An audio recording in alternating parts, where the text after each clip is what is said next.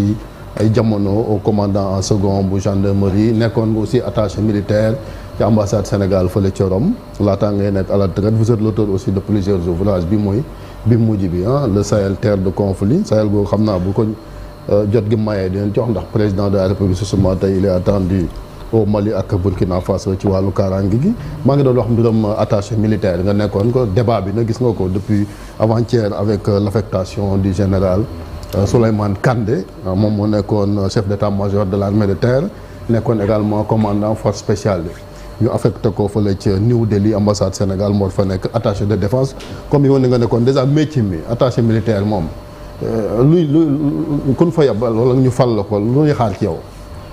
waaw bon man mën naa fi wax ndax def naa ni man je suis le seul militaire sénégalais à avoir été 2 fois attaché militaire. nekk naa attaché militaire du Sénégal en Guinée nekk naa attaché militaire du Sénégal en Italie à Rome. donc attaché militaire mën naa si wax attaché militaire dañu am ay coopération militaire ak certains pays et donc dañu am benn officier bu nekk ci ambassade bi diriger li ñuy wax une mission militaire comme ni mu amee mission économique comme ni mu amee yeneen type de mission culture ak yooyu waay voilà mais état bi ci boppam mooy décider ne pays bi am naa coopération ak moom dem fay ubbi mission militaire kun fay yóbbu moom ban ndomba tànk la laaj ngir nga nekkal fa état bi. ku ñu fay yóbbu da nga nekk officier supérieur wala officier général xam nga dafa am ay confusion yu bari armée dafa am grade am fonction sa grade waxtu boo amee benn grade bi da lay permettre nga occuper benn fonction ci armée bi lieutenant yi am na fonction yu ñuy occuper commandant yi am na fonction yu ñuy occupé colonel yi am na fonction yu ñuy occupé généraux yi am na fonction yu ñuy occupé mais souvent fonction bu colonel occupé rek général mën na ko occupé ndax cette distinction amul dañ naan officier supérieur officier général officier supérieur colonel moom officier supérieur waaw colonel officier supérieur la mais mooy officier supérieur bi mujjee officier supérieur yi avant général bon xam nga dëkk histoire dafa baax dañu war a gërëm général de corps d'armée Abdoulaye Fall Mascotte nous on l'appelle Mascotte. ban Abdoulaye Fall la comme am ngeen ñaari Mascotte mooy armée non général Abdoulaye Fall bu armée moom lañ tuddee Mascotte ñun dans l'armée bon général Abdoulaye Fall dans sa générosité et quand il a été chef d'état-major. moom la Nogas remplacé moom la Nogas remplacé moom moo nekk lien entre Ablaye Wade ak Macky Sall.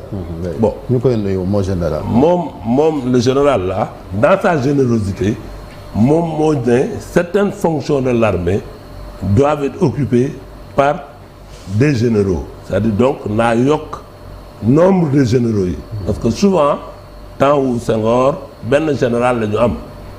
ba ñett temps Abdou Diouf motuñu juróom wala juróom benn généraux début Ablaye Wade ñu commencé am 7 général Ablaye Fall moo dem ba ñu am ay 20 généraux en activité 20 généraux de la première section boo demee gendarmerie man j'étais au commandant second la gendarmerie colonel laa woon ñi ma remplacé yëpp tey ay généraux lañu ñi topp ci man yëpp général dëgg la parce que dañu yokk représentativité bon donc colonel ay colonel ñoo occupé woon fonction yooyu même armée de terre benn moment voilà non mooy armée de terre armée de terre c'est un colonel qui a toujours dirigé l'armée de terre dégg nga je pense que c'est le général Bakary Cissé moom la njëkk a nommé général commandant de l'armée chef d'état-major de l'armée de terre marine général jiite ko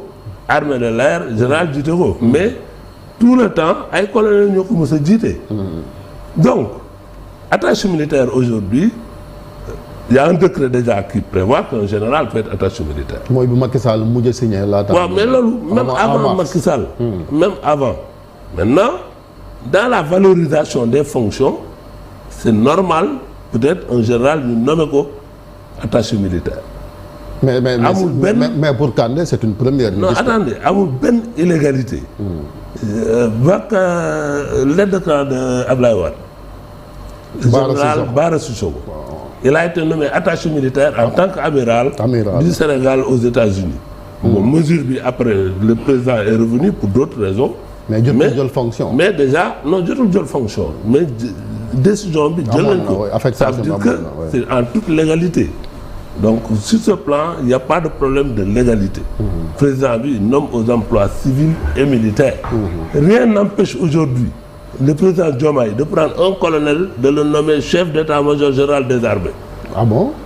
Un colonel. Alors waxuma la général un colonel. Fait chef d'état-major général des armées. ça nga commande ay généraux. non ça dépend généraux yi fa nga leen di dugal. tu comprends c'est-à-dire mënul commander ay généraux. mais c'est arrivé. Idrissa Fall il a été colonel chef d'état-major général des armées. vous comprenez donc armée dafa am histoire. maintenant ni armée bi évoluer c'est normal certaines fonctions il y a eu des généraux de brigade. aujourd'hui on parle de général de corps d'armée. donc armée day évoluer.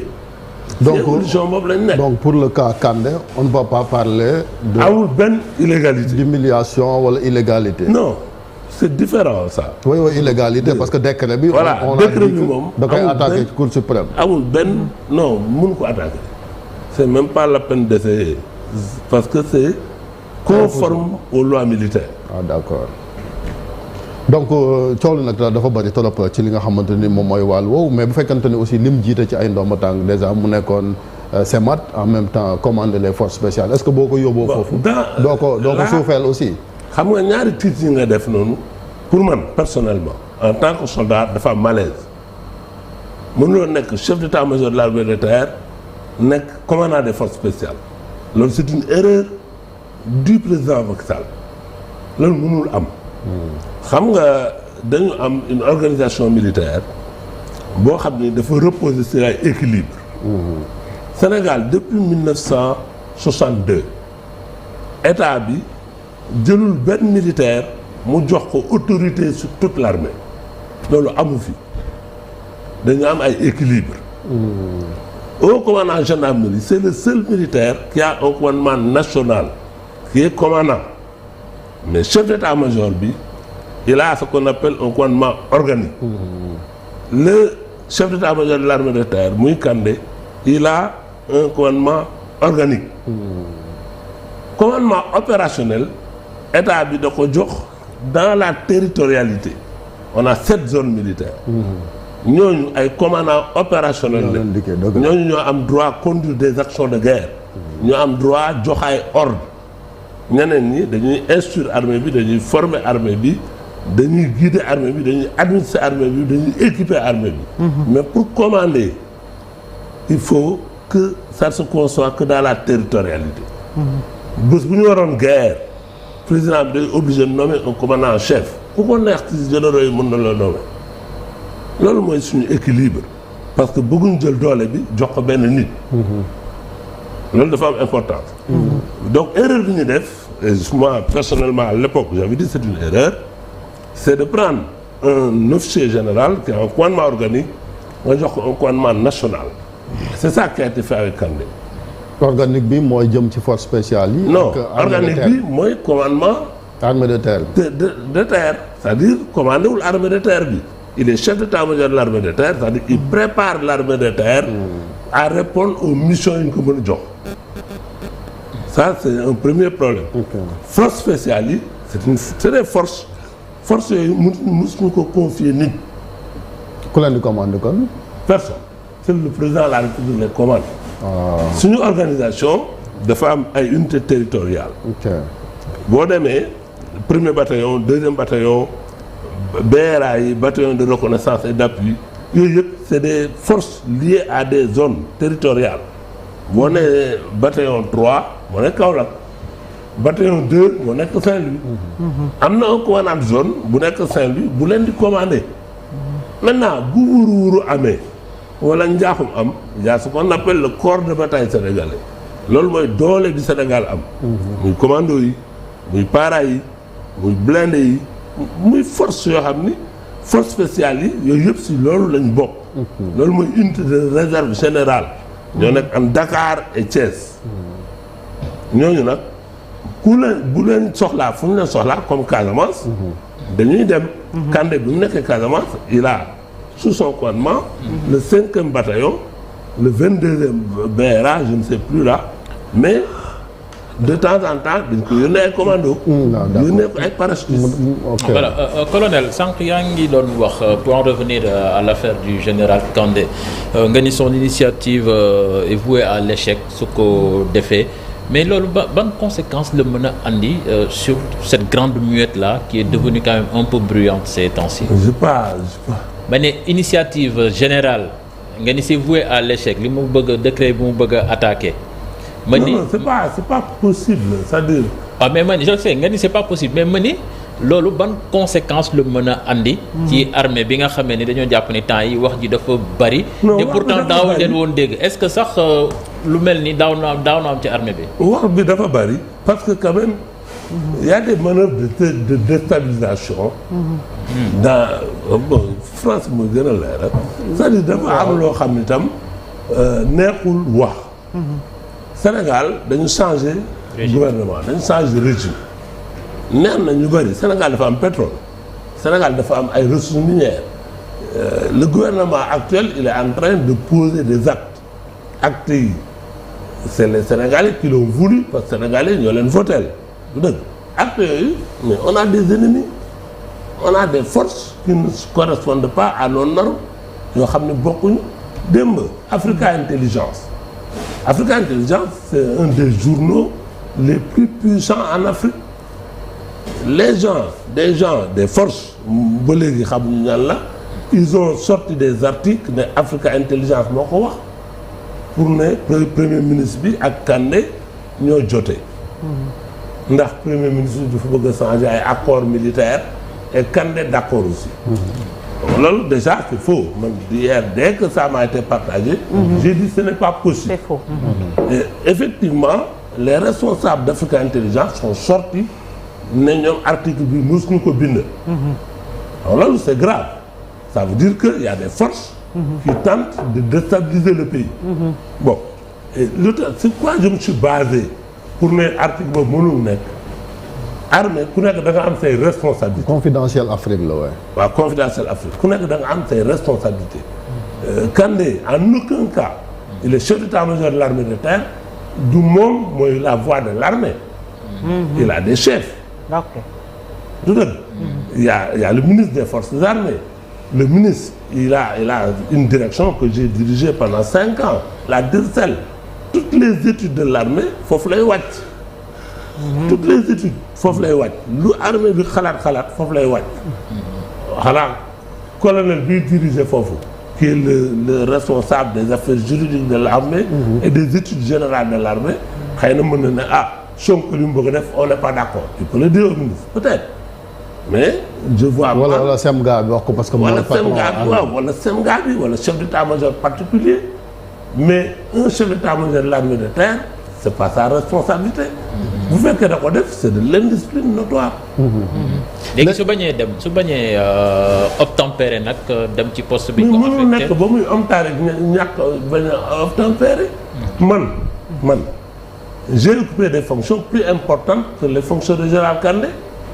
nekkoon na numéro 2 gendarmerie. j'étais numéro 2 de la gendarmerie boo demee dans l'armée.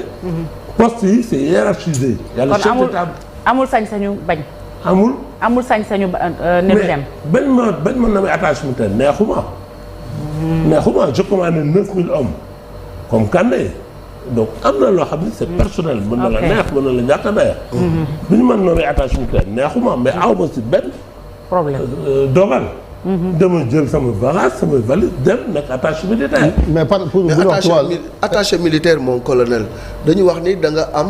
rang de ministre conseil avec tous les avantages et afférents lan moo ci humiliant ba bu ñu ko defee ni ñu jàpp ne sanction la lan mooy problème bi boo jëlee man bi newoon naa la nekk naa 2 fois attaché militaire nekk naa ko Guinée nekk naa ko Italie bi ma nekkee Italie attaché militaire pratiquement dama complexé j'étais un des rares colonels attaché militaire yëpp ay généraux la et un président de la République dafa soxla am ay capacité d'affectation ay capacité de manœuvre prérogative am la ay prérogative amul benn poste dans l'armée wax naa la mën nañ jël tey un colonel nommé ko chef d'état-major rien ne s'y oppose mais en ce moment le colonel man nekk naa au commandant second la gendarmerie bi may nommé au commandant la gendarmerie il y avait après 4 colonels de gendarmerie plus en 5 mois